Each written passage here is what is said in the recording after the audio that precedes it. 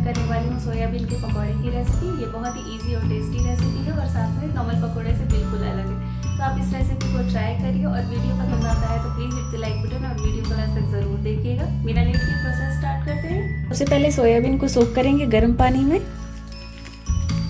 Add करेंगे थोड़ा सा सॉल्ट। 2 से 3 मिनट के लिए इसे सोक कर देंगे। 3 मिनट हो गया, ये अच्छे से सोक हो गया है। अब इसे स्ट्रेन कर लेते हैं।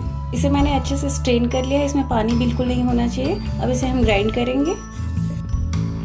ये देखिए, इसे मैंने अच्छे से ग्राइंड कर लिया है। अब इसे एक बोल में ट्रांसफर करते हैं। ग्राइंड करने के बाद आपको कुछ इस तरह का टेक्सचर मिलेगा। अब इसमें बेसन ऐड करेंगे। यहाँ पे मैं 2 टेबलस्पून बेसन ऐड कर रही हूँ ताकि इसकी अच्छे से बाइंडिंग हो सके। आप चाहे तो राइस फ्लावर या फिर कॉर्नस्टार्च भी ऐड कर सकते हैं। इसे अच्छे से मिक्स कर दे पहले।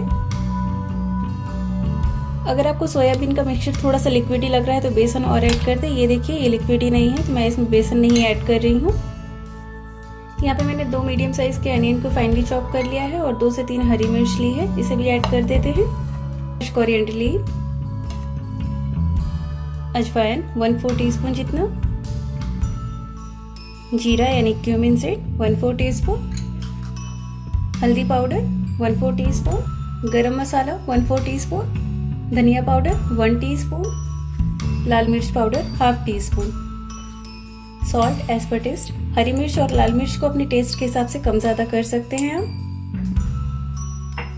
इसे अच्छे से मिक्स कर लेते हैं और ये बहुत ही टेस्टी पकौड़ा बनता है। आप इसे एक बार ज़रूर ट्राई करिए। एक नई रेसिपी मैं शेयर कर रही हूँ आपसे। इस स्टेज पे थोड़ा सा नमक टेस्ट कर लीजिए, कम लगता है तो ऐड कर सकते हैं। और ये मिक्सचर रेडी है।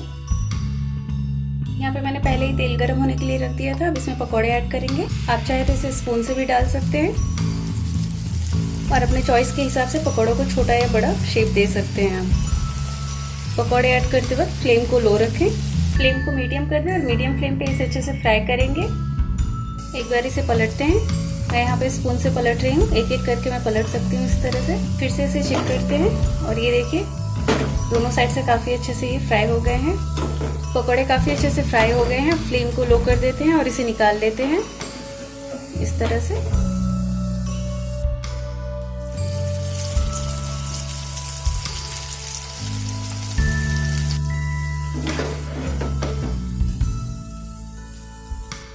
तो ये देखिए, सोयाबीन से बहुत ही क्रिस्पी पकौड़ा बनके तैयार है। आप इसे ज़रूर ट्राई करिए और इसे बनाना बहुत ही आसान है। और अपना फीडबैक देना ना भूलिए कि आपको मेरी ये रेसिपी कैसी लगी। और अगर अभी तक आपने मेरे चैनल को सब्सक्राइब नहीं किया है तो please do subscribe my channel और बेल आइकन को प्रेस कर दीजिए ताकि न्यू वीडियोज़ की नोटिफिकेशन मिलती रहेगी। Stay fit, stay healthy. Thanks for watching my videos.